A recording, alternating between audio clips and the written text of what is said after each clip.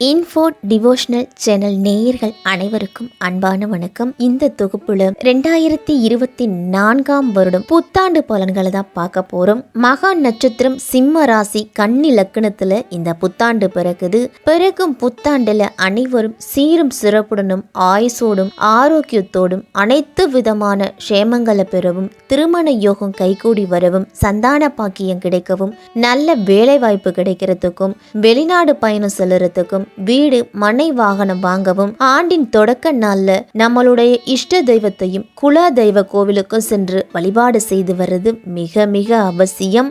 இந்த ஆண்டு சிவனுக்கும் விநாயகருக்கும் உகந்த நட்சத்திரமான சுவாதி நட்சத்திரத்துல பிறக்குது. இந்த 2024 வருடம் மண்ணில வாழக்கூடிய மக்களுக்கு எல்லா பொன்னும் பொருளும் போகமும் செல்வாக்கும் சொல்வாக்கும் இன்னும் பெருகும். இந்த வருடம் கன்னி பெண்களோட கவலைகள் எல்லாமே தீரும். இளைஞர்களுக்கெல்லாம் நல்ல வேலை வாய்ப்பு கிடைக்கும்.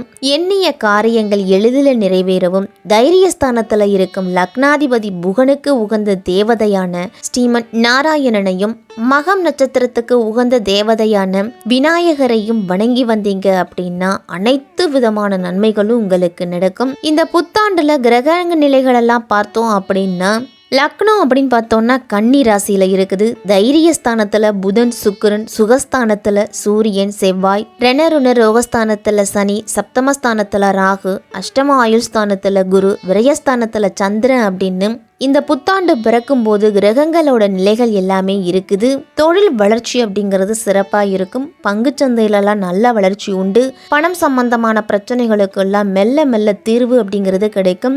இந்த ஆண்டு குரு பெயர்ச்சிக்கு பிறகு நாட்டோட பொருளாதார நிலை உச்ச நிலைக்கு போகக்கூடிய வாய்ப்பெல்லாம் இருக்குது. ரியல் எஸ்டேட் துறையிலெல்லாம் படிப்படியான முன்னேற்றம் இருக்கும். பல கோவில்கள் புனரமைப்பு பணிகள் நடந்து கும்பாபிஷேகம் நடைபெறும். அரசாங்க ரீதியா பிரச்சனைகள்லாம் ஓரளவு சரியாகும். இந்தியாவுக்கும் வெளிநாடுகளுக்கும் அதிகமான பிரச்சனைகள்லாம் வரலாம். இராணுவம் பலம் பெற்று நாட்டை காப்பாற்றும். மழை வளம் இந்த ஆண்டு சிறப்பாகவே இருக்கும். இப்படிப்பட்ட சூழ்நிலையில தான் இந்த புத்தாண்டு பிறக்குது. இந்த புத்தாண்டு 12 ராசிக்காரர்களுக்கும் எப்படிப்பட்ட பலன்கள் எல்லாம் கொடுக்க போகுது அப்படின்னு விரிவாவே பார்க்கலாம்.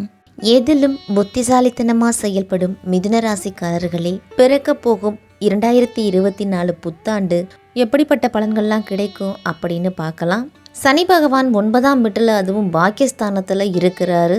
மிதுன ராசிக்கு இந்த ஆண்டு தொடங்கும் போதே கிரகங்களோட அமைப்பு படி சனி 9ஆம் வீட்டில், அதுவும் பாக்கியஸ்தானத்தில் இருக்கிறாரு. ஆண்டின் தொடக்கத்தில் சனியால மிதுன ராசிக்கு ஏற்படும் நல்ல பலன்கள் இந்த ஆண்டு முழுவதுமே கிடைக்கும். இந்த ஆண்டு தொடக்கத்தில் சுக்கிரன் மறைவு ஸ்தானத்தில் சஞ்சரித்தாலும் விபரீத ராஜயோகத்தை ஏற்படுத்துவார். 11ஆம் வீட்டில் இருக்கக்கூடிய லாப குருவால உங்களுக்கு மிகப்பெரிய லாபம் அப்படிங்கிறது கிடைக்கும். மூத்த சகோதரர்களால் நன்மைகள்லாம் வந்து சேரும். ஆண்டின் முன்பகுதியில் குருவால கிடைக்கிற லாபம், வணிக வளர்ச்சி அனைத்துமே ஆண்டின் பிற்பகுதியில் விரய குருவா மாறி செலவுகளை அதிகரிப்பாரு. மிதுன ராசிக்காரர்களுக்கெல்லாம் 10ஆம் வீட்டில் இருக்க ராகுவால தொழில திடீர் அதிர்ஷ்டம்லாம் வரும். குழந்தை இல்லாத தம்பதிகளுக்கு இந்த ஆண்டு குழந்தை அப்படிங்கிறது பிறக்கும். சனி மற்றும் ராகு ஆண்டு தொடக்கத்தில் சாதகமான இடங்களில் சஞ்சரிக்கிறாங்க. 12ஆம் வீட்டில் விரயஸ்தானத்தில் குரு இருக்கிறதால 4-5 மாதங்களுக்கு பிறகு தான் உங்களுக்கு செலவுகள் அப்படிங்கிறது வந்துகிட்டே இருக்கும். அந்த அளவு வருமானத்துக்கும் குறைவு இருக்காது. இருந்தாலும் செலவுகளை குறைக்க முயற்சி செய்யுங்க, அல்லது சுப செலவுகளாக அதை மாற்றிக்கிறதுக்கு முயற்சி பண்ணுங்க. மிதுனராசிக்காரர்கள் எல்லாரும் கும்பத்தில் சனி சஞ்சரிக்கும் பயிற்சி மிதுனராசிக்கு கிடைக்க வேண்டிய விஷயங்கள் அனைத்தையுமே பெற்றுத்தருவார். ராகு 10ஆம் வீட்டில், அதுவும் தொழில் ஸ்தானத்தில் இருக்கிறாரு. தொழிலில் நல்ல வளர்ச்சி இருக்கும். வேலை வியாபாரத்துலலாம் புதிய நபர்களால் ஆதாயம் உண்டு. வேற்றுமொழி பேசுபவர்களால் உங்களுக்கு நன்மைகள் அப்படிங்கிறது அதிகம் கிடைக்கும். திருமணமானவர்கள்லாம் வேலை அல்லது பயணம் காரணமாக குரு பெயர்ச்சிக்கு பிறகு பிரிந்து செல்ல வேண்டிய சூழ்நிலை கூட வரும். திருமண வயதில் இருக்கக்கூடிய மிதுனராசிக்காரர்களுக்கெல்லாம் இந்த ஆண்டின் பிற்பகுதியில் வெளிநாடு வெளிமாநிலத்தில் வசிப்பவர்களோடு திருமணம் நிச்சயிக்கப்படும் வாய்ப்பெல்லாம் இருக்கு. காதல் செய்கிற மிதுனராசிக்காரர்களுக்கெல்லாம் பெரிய ஏற்ற இறக்கங்கள் எதுவும் இருக்காது.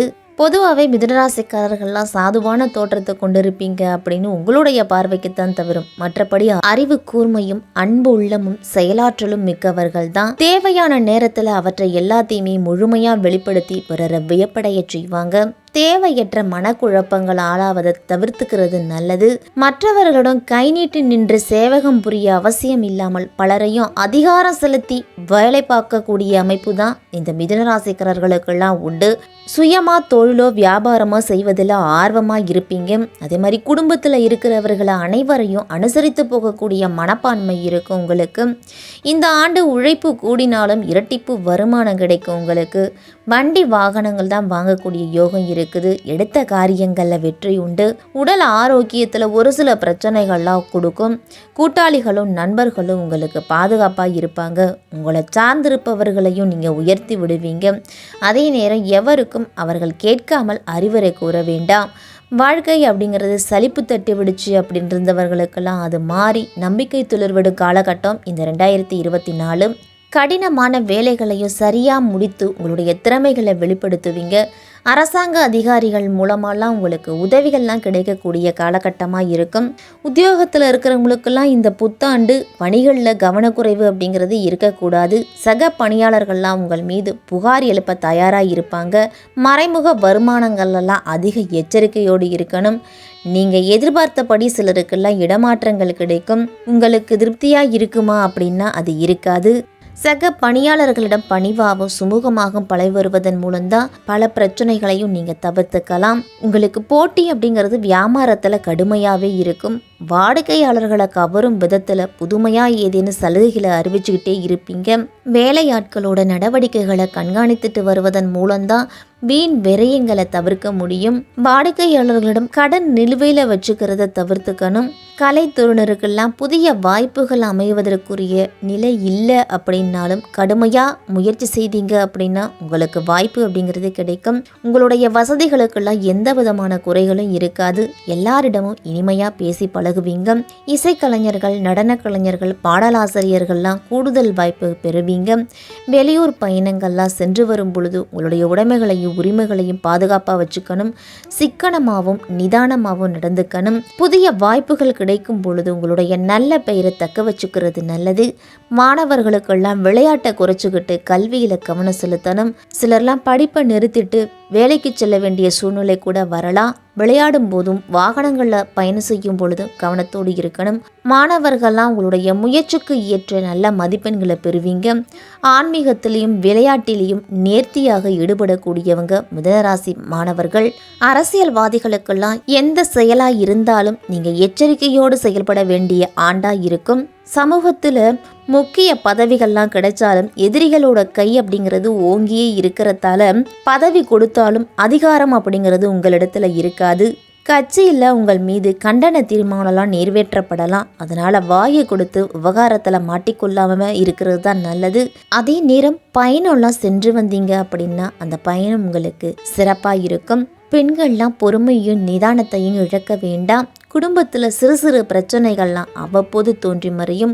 உடல் ஆரோக்கியத்தில் அக்கறை அப்படிங்கிறது இருக்கணும். கருவுற்ற பெண்கள்லாம் அதிக கவனத்தோடு இருக்கிறது நல்லது. கோபத்தை குறைச்சி கொள்ளுறது மிக மிக அவசியம். மிதுனராசி பெண்களுக்கெல்லாம் யாரிடமும் தேவையில்லாத பேச்சுக்களையும் தேவையில்லாமல் அடுத்தவர்கள் விஷயத்தில் தலையிடுவதையும் நீங்கள் குறைச்சிக்கிட்டாலே உங்களுக்கு அதிக நல்ல பலன் அப்படிங்கிறது உண்டு. மிதுனராசிக்காரர்களுக்கெல்லாம் இந்த ஆண்டு முழுவதுமே மிதுனராசிக்காரர்கள்லாம் ஓம் நமோ நாராயணாய அப்படிங்கிற மந்திரத்தை 11 முறை சொல்லிவாங்க. புதன்கிழமை தோறும் ஒரு தாம்பாளத்தில் பச்சரிசியை பரப்பி அதில் தேங்காயை உடைத்து தேங்காயில் நெய் விளக்கு ஏற்றி வந்தீங்க அப்படின்னா உங்களுடைய குலதெய்வத்தின் அருள் அப்படிங்கிறது கிடைக்கும். குலதெய்வத்தின் அருள் இருந்தாலே உங்களுக்கு எந்த விதமான கஷ்டங்களும் உங்களை அண்டாது அப்படின்னே சொல்லலாம்.